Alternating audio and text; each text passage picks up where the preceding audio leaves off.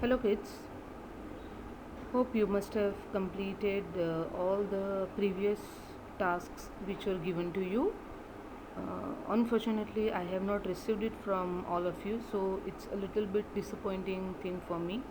As I said earlier, also no reply is given to me, so it's really painful for me, but I'm helpless.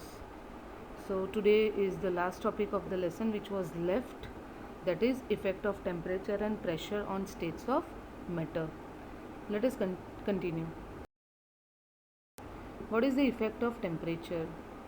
As the temperature increases, additional heat energy is applied to the constituent parts of the solid that causes additional molecular motion. Means when we apply or when we increase the temperature, the space between the particle is increasing.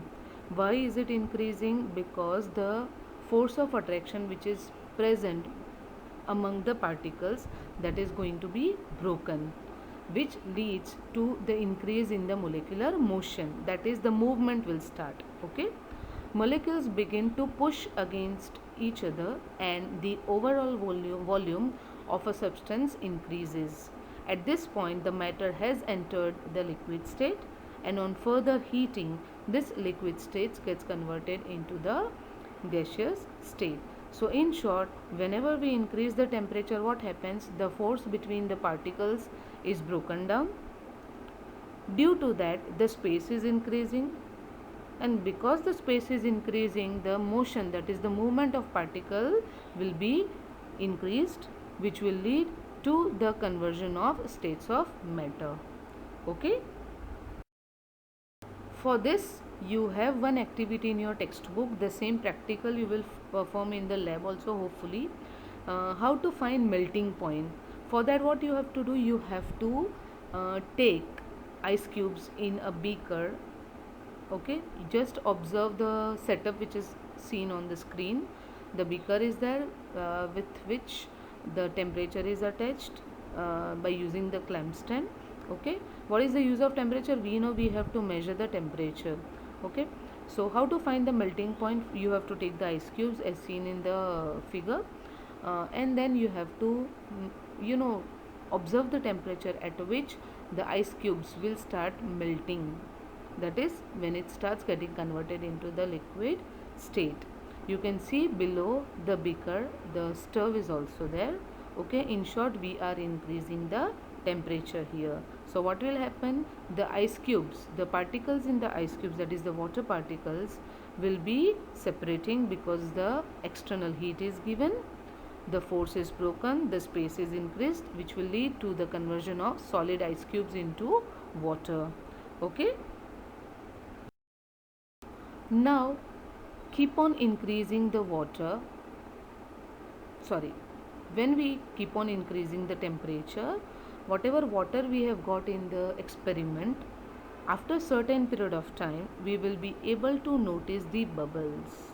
Okay, the same figure is shown to the other side.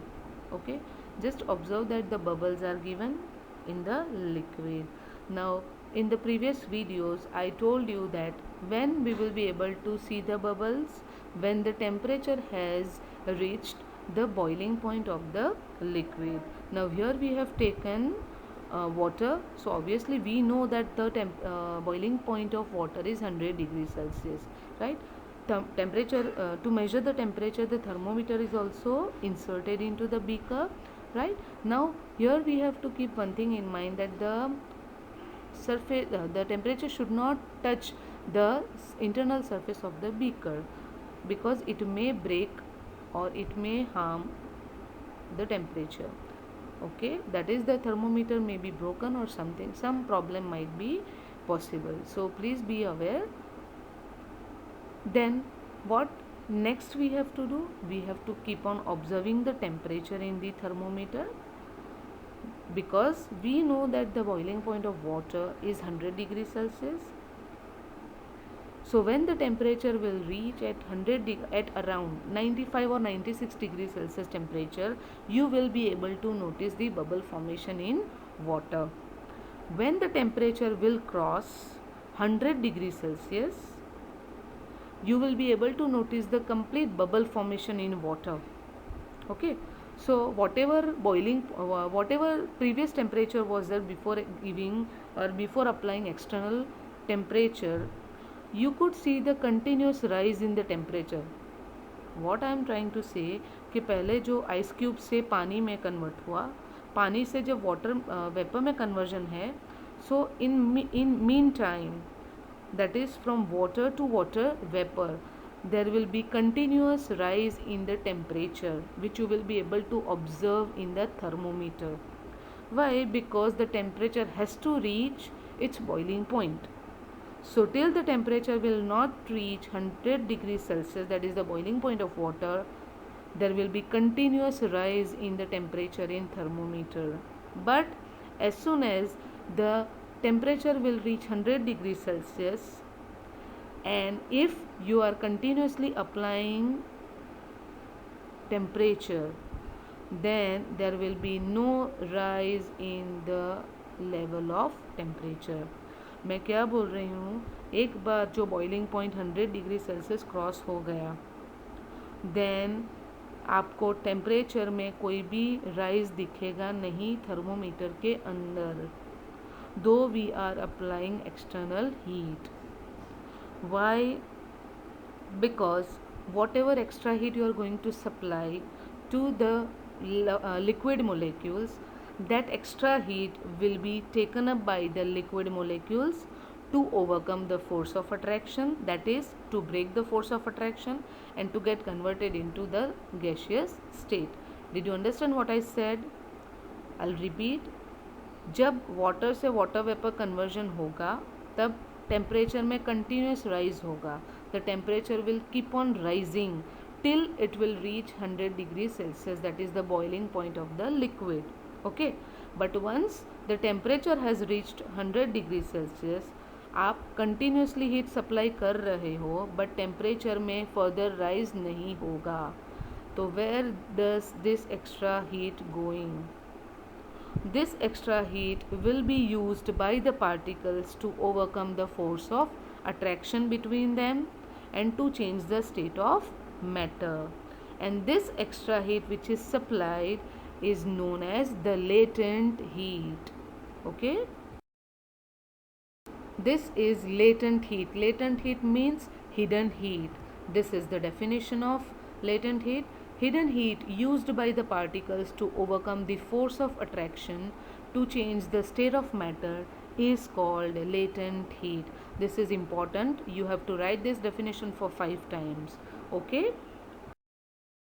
There are two types of latent heat. Latent heat of fusion and latent heat of vaporization.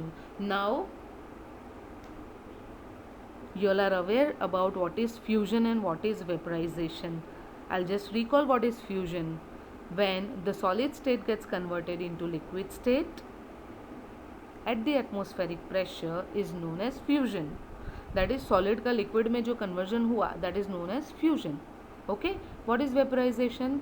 Liquid जो हमें मिला है उसका जब conversion होगा gaseous state में. So when the liquid gets converted into gaseous state, that process is known as vaporization. Okay? So latent heat का मतलब क्या है? It is the hidden heat. So what will be the meaning of latent heat of fusion? जो भी heat हमने supply की है, which is going to be used up to convert solid into liquid state at its melting point, is known as latent heat of fusion. This is the definition of latent heat of fusion. It is the amount of heat energy required to change 1 kilogram of solid into liquid at atmospheric pressure at its melting point. Okay? Exactly the same way latent heat of vaporization. It is the amount of heat energy required to change 1 kg of liquid into gas at atmospheric pressure at its boiling point. Okay? So what is latent heat and what are its two types? Define two types of latent heat. This question is extremely important from exam point of view. So all these three definitions you will have to write for 5 times. Okay? Let us move to further, that is effect of pressure. Pressure has no effect on solid and liquid, whereas the volume of gas decrease with increase in pressure because gases are compressible.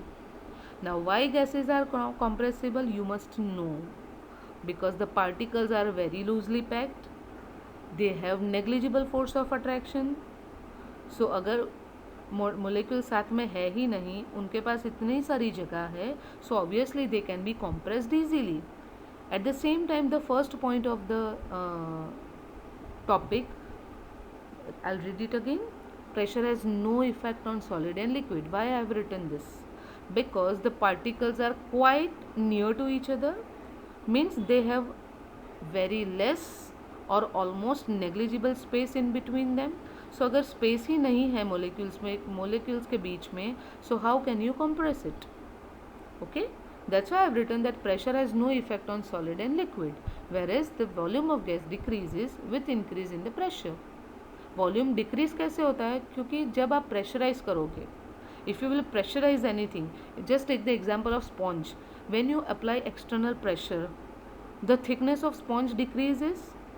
Just imagine that, because it is practically, we can't compress the gas.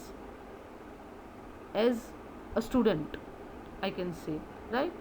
But you can just imagine that in place of sponge you are pressurizing the gaseous particles only. So obviously gases are compressible, right? Which leads to the conversion of the gaseous state into liquid state and eventually into a solid state. So how can you liquefy a gas? So by increasing the pressure and decreasing the temperature. Okay, this question is already there in your textbook also, that how can you liquefy the gaseous state? So by increasing the pressure and decreasing the temperature. Okay, so that was all about effect of temperature and pressure on states of matter, which is related to nothing but interchangeability of states of matter. That is, the states of matter can be interchanged into each other. So by increasing or decreasing pressure and temperature, you can change the state of matter. So this is the end of our lesson. Hopefully you must have gone through each and every concepts, right? Though the lesson is quite easier, few things are new to you. Please go through all the videos again and again. If you find any difficulty, please feel free to ask me, and complete your tasks in time and send me as soon as possible, because everybody will submit me, then only I will send you the practice worksheet. Okay, so thank you and have a good day.